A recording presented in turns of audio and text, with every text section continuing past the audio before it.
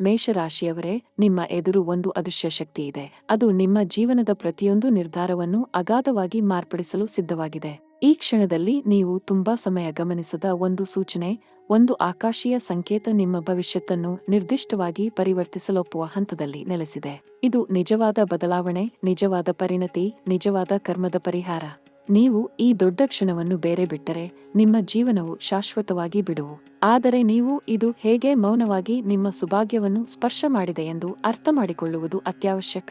ಮೇಷರಾಶಿಯವರು ಈ ದಿನಗಳಲ್ಲಿ ಅಂತರ್ಮುಖವಾಗಿರುತ್ತಾರೆ.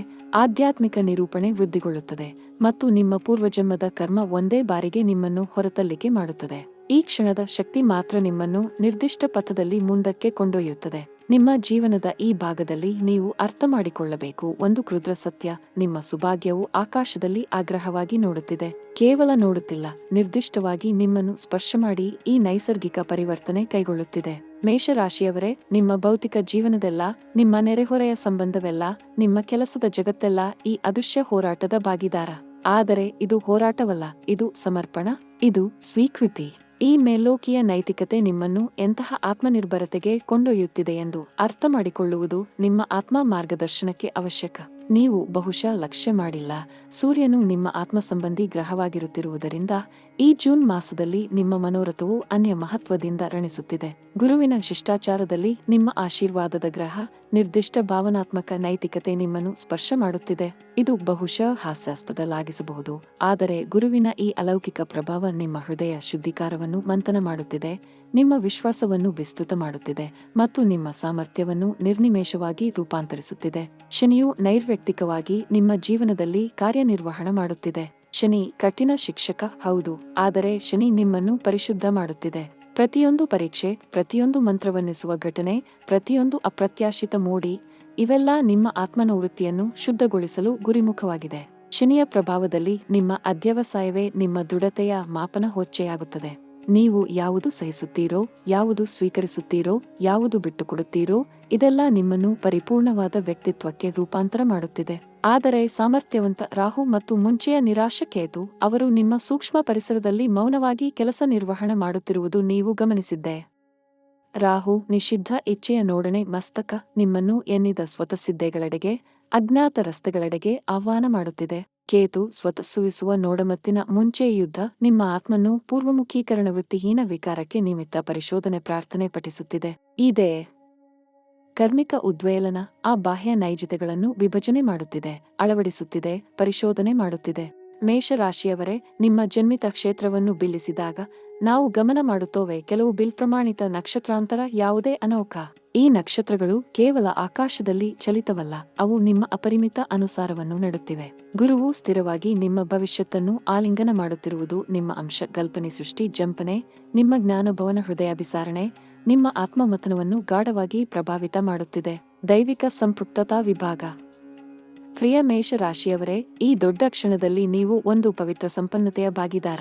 ನೀವು ಸರಳ ಶ್ರವಣಕಾರಿ ಅಲ್ಲ, ನೀವು ಈ ಯುಗಾಂತರಕಾರಿ ಪರಿವರ್ತನೆಯ ಸಾಕ್ಷಿ. ಆದರೆ ಈ ಸಾಕ್ಷ್ಯವು ನೀರವ ಹೊಸುವವಾಗಿ ಆತ್ಮನಿರೂಪಕವಾಗಿ ನಿಮ್ಮ ಆತ್ಮಸನ್ನಿಧಿನೆಂದೇ, ನಿಮ್ಮ ಪರಿವಾರ ಸರ್ವಸ್ವ, ನಿಮ್ಮ ನೈತಿಕತಾ ನಿರ್ಮಾಣಕರ ಆವೇದನ ಸಂಯೋಜನ ಸ್ವರೂಪ ತಥಾ ಮೊದಲ ಮಾಹಿತ್ಯ ಪೌಷ್ಟಿಸ್ವಂತ ಸೃಷ್ಟಿಶೀಲ ಸೃಜನಾತ್ಮಕ ಪ್ರಾರ್ಥನಾಶೀಲ ಪ್ರಬೋಧನೆ. ತಕ್ಷಣ ಪ್ರಿಯ ಅನುಸರಣಕಾರಿಗಳೇ, ನಾನು ನಿಮ್ಮೆಲ್ಲರನ್ನೂ ಪ್ರಾರ್ಥನೆ.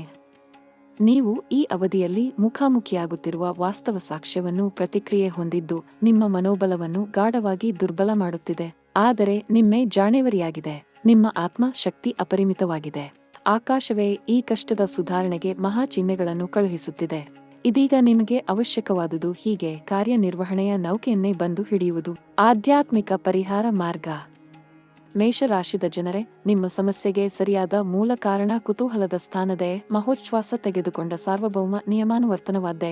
ಈ ಆತ್ಮ ಪ್ರಯೋಗದಾದುದನ್ನು ಮಾಡುವುದಕ್ಕೆ ಮೊದಲು ನಿಮಗೆ ಒಂದು ಸಾಧಾರಣ ಆದರೆ ಪರಿಣಾಮಕಾರಿ ಆಧ್ಯಾತ್ಮಿಕ ಕೃತ್ಯ ನಿರ್ದೇಶಿತ ಅವಶ್ಯಕವಾಗಿದೆ.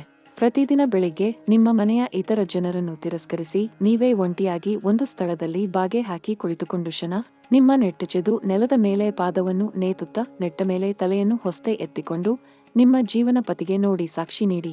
ನೀವು ಹೇಳಿ, ನಾನು ಗುರುಗರೇ ರಕ್ಷಕನ ನೋಟದ ಮುಂದೆ ನಿಮ್ಮ ಆಶೀರ್ವಾದ ಪಾತ್ರೆಯಾದೇನೆ. ಈ ಸಾಕ್ಷ್ಯ ನಿಮ್ಮ ಕರುಣಾಯ ಸಂಪೂರ್ಣವಾಗಲಸಿ. ಈ ಪ್ರಾರ್ಥನೆಯನ್ನು 29 ದಿನದಂತೆ ಪುನರಾವರ್ತನೆ ಮಾಡುತ್ತಾ ನಿಮ್ಮ ಆಂತರಿಕ ಶಕ್ತಿ ಹೆಚ್ಚಿಸಿಕೊಳ್ಳುತ್ತಾ ಸ್ವೀಕರಿಸಿ ತಿಳಿಸುತ್ತಿದೆ. ಇದು ಕೇವಲ ಕಥೆಯಲ್ಲ, ಇದು ನಿಮ್ಮ ಆತ್ಮ ಶೃಂಗಾರಣೆ. ತುಲಾ ರಾಶಿ ಮತ್ತು ಧನು ರಾಶಿದ ಜನರೇ, ನಿಮಗಂತೆ ಮೇಷ ರಾಶಿದವರು ಅದೇ ಮಾರ್ಗವನ್ನು ಅನುಸರಿಸುವುದರಿಂದ ಲಾಭವನ್ನು ಪಡೆಯಬಹುದು. ಆದರೆ ಮೇಷದವರೇ, ನಿಮ್ಮ ಅಗ್ನಿ ಕ್ಷಮತೆ ತುಂಬಾ ಸಾಧಾರಣವಾದ್ದಲ್ಲ. ನಿಮ್ಮ ಶಕ್ತಿ ಘೋರವಾಗಿ ಸಮರ್ಥವಾಗಿದೆ. ಆದರಿಂದೇ ನಿಮ್ಮ ಪ್ರಾರ್ಥನೆ ಹೆಚ್ಚು ಗೊರವನಾಡೆ, ಹೆಚ್ಚು ಆಳವಾಗಿ, ಹೆಚ್ಚು ಅರ್ಥವೆಳವಾಗಿ ಹೆಂಡತಿ ಆಲಿಸುವುದೇ.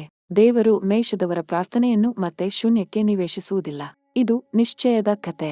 ನಿಮ್ಮ ಗರದಲ್ಲಿ ನೀವು ಸೂರ್ಯ ಭಗವಾನನ ದೀಪವನ್ನೊಂದು ನೇತುಹಾಕಿ ಆಗ್ನೇಯ ಮೂಲೆಯಲ್ಲಿ ಸ್ಥಾಪಿಸಿ. ಪ್ರತಿ ಸೋಮವಾರ ಗುರು ಮಹಾರಾಜರ ಆರಾಧನೆ ನಿಮ್ಮ ಮೂಲಾಸ್ತಿ ಮಾಂತ್ರಿಕೆಯ ಅನುರೂಪವಾಗುತ್ತದೆ.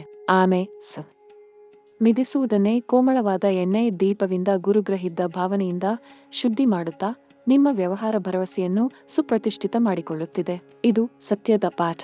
ಬೋಧಿ ವೃಕ್ಷದ ಅಡಿಯಲ್ಲಿ ಕೂಡಲೇ ನೀವು ಧ್ಯಾನದ ಮಾರ್ಗವನ್ನು ಪ್ರವೇಶಿಸಬಹುದಾಗಿದೆ. ಈ ಧ್ಯಾನ ನಿಮ್ಮ ಮನಸ್ಸನ್ನು ದೌತಿ ಮಾಡುವುದಲ್ಲಿ ಮತ್ತೆ ನಿಮ್ಮ ಕರ್ಮದ ಸಂಗ್ರಹವನ್ನು ಅಗ್ನಿಯ ಮೂಲಕ ಸುಶುದ್ಧಿ ಸಾಧಿಸುವುದರಲ್ಲಿ ಅಸಾಧಾರಣ ಕಾರ್ಯಕ್ಷಮತೆ ಕೊಂಡಿರುವುದೇ. ನೀವು ಪ್ರತಿ ಬೆಳಿಗ್ಗೆ 20 ನಿಮಿಷದ ಭಾವನೆ ಸೂಚಕ ಧ್ಯಾನವನ್ನು ಅಭ್ಯಾಸ ಮಾಡಿಕೊಳ್ಳುತ್ತಿದ್ದರೆ ನಿಮ್ಮ ಕಲ್ಪನಾಶೀಲ ಆಲೋಚನೆ ಸುಗಮವಾಗಿ ಜಾಗೃತ ಹೊಂದುತ್ತದೆ. ಬೇರೆ ಯಾವುದೇ ಗಾಸಾಂಶ ಇಲ್ಲಿ ಉಳಿಯುವುದಿಲ್ಲ. ನಿಮ್ಮ ಆರ್ಥಿಕ ಸ್ಥಿತಿ ಪಟ್ಟು ದಪುಚ್ಚುತ್ತಿದ್ದುದನ್ನು ನೀವು ಸ್ವೀಕೃತಿ ನೀಡಿದೆ. ಇದೀಗ ಅದನ್ನು ಮುರಿಯಬಹುದಾದ ಮಾರ್ಗ 2 ಇದೆ. 1, ನಿಮ್ಮ ಆಡಳಿತ ಪ್ರಶ್ನೆಗಳನ್ನು ಪಕ್ಕಕ್ಕೆ ತಳ್ಳಿ ಅರ್ಥಶಾಸ್ತ್ರದ ನಿರ್ಲಕ್ಷ್ಯ ಬುದ್ಧಿಮತ್ತೆಗೆ ಸಿದ್ಧ ಆಗುವುದು. 2, ನಿಮ್ಮ ಸ್ಥೈರ್ಯವನ್ನು ಕೃತಕವಾಗಿ ಬೆಳೆಸಿಕೊಳ್ಳುವುದು, ತುಂಬಾ ನಮ್ರತೆಯಿಂದ, ತುಂಬಾ ಶ್ರದ್ಧೆಯಿಂದ. ಕ್ಯಾರಿಯರ್ ಮತ್ತು ವ್ಯವಹಾರದ ಗ್ರಾಫಿಕ್ ವಿಶ್ಲೇಷಣೆ. ಮೇಷರಾಶಿದ ಗ್ರಹಾಭಿಮಾನಿ, ನಿಮ್ಮ ಕಾರ್ಯವೇತನ ಜಗತ್ತು ಈ ಮುಹೂರ್ತದಲ್ಲಿ ಮಹಾ ಅಸಂತೃಪ್ತಿ ತೆಗೆದುಕೊಂಡಿದೆ. ನಿಮ್ಮ ನೌಕರಿ ನಿರ್ದಿಷ್ಟೇ ದಿನದಿಂದ ಅನಿಶ್ಚಿತವಾಗುತ್ತಿರುವುದು ಎಂದು ನೀವು ಬಹುದಾ ತಿಳಿದಿರಬಹುದೇ. ಕೂಲಿ ಕ್ಷೇತ್ರ ಹೊಸದೇ ನಿಯಮ ಪರಿಚಯಿಸುತ್ತಲಾಗುತ್ತಿದೆ. ನೀವು ಸ್ಥಾಪಿತ ರಾಜಕೀಯದ ದೈತ್ಯಾಂತರ ಜೀವಿಸಲು ಬೇಕಾಗುತ್ತಿದೆ, ಏಕೆಂದರೆ ನಿಮ್ಮ ನೇತದ ಸ್ಫೂರ್ತ ಸಾಹಸಿತೆ ಸಾಕಾರಸದಿಂದ ಹಿಂಸಿತವಾಗುತ್ತಿದೆ. ಜೂನ್ ಮೊದಲ ಸಪ್ತಾಹದಿಂದ ನಿಮ್ಮ ನೌಕರಿ ಸಮ್ಮತಿಯ ಉಪರಿ ಶಿರೋಮಣಿ ನಿರ್ಧಾರ ನೀಡುತ್ತಿ ಎನ್ನುವ ವಾರ್ತೆ ಸುವಾತ ಆಗಿದೆ. ಈ ನಿರ್ಧಾರ ನಿಮ್ಮ ಮೇಲೆ ಅಪ್ರತ್ಯಾಶಿತ ಗುಣವುಣುಕ್ಕನ್ನು ಜರ ಮಾಡಲಿದೆ. ಕೆಲವು ನಿಮ್ಮ ಯೋಗ್ಯತೆಯ ಪುನರ್ನಿರ್ಣಯನ ಸೂಚಿತವಾಗುತ್ತಿದೆ. ಇದೇ ಅದೃಷ್ಟ ಸಂಪ್ರಯಾಣ ಹಿಂದಕ್ಕೆ ಎಳೆಹಿಡಿಯುವುದಲ್ಲೇ ನಾನು ಅತೀವ ಗುಣಿತವಾಗಿದೆ. ವಾಸ್ತವ ಹೆಚ್ಚುವರಿ ನಿಮ್ಮ ಶಕ್ತಿ ಆಸಕ್ತವಾಗಿ ಬಲವತ್ತರಿಸಿಕೊಂಡಾಗಿ ಮಣ್ಣಿನ ಪರ ನೈಸರ್ಗಿಕವಾದ ತುಂಬಾ ನಂದಸಿತ ಅನುಭೂತಿಯನ್ನು ಪಡೆಯುತ್ತಿದೆ. ವ್ಯವಹಾರಿ ಮೇಷರಾಶಿದವರೇ, ಇದೇ ತುಂಬಾ ಗಂಭೀರ ಸುವರ್ಣ ಅವಸರ.